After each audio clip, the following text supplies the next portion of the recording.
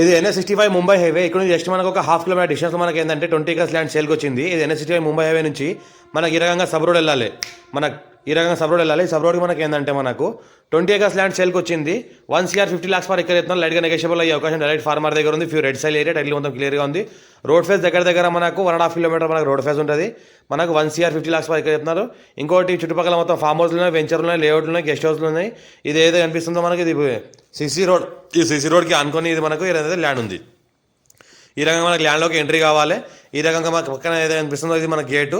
Road phase మనకు 1.5 kilometer road face ఉంటుంది. మనకు few red soil area, title మొత్తం క్లియర్గా ఉంది. స్కోర్ డైరెక్ట్ ఫార్మర్ దగ్గర ఉంది. Few red soil area. ఇంకోటి ఏంటంటే NH65 Mumbai highway just half kilometre డిస్టెన్స్లో ఉంటుంది. హైదరాబాద్కి జస్ట్ మనకు ఒక 60 kilometer డిస్టెన్స్లో ఉంటుంది.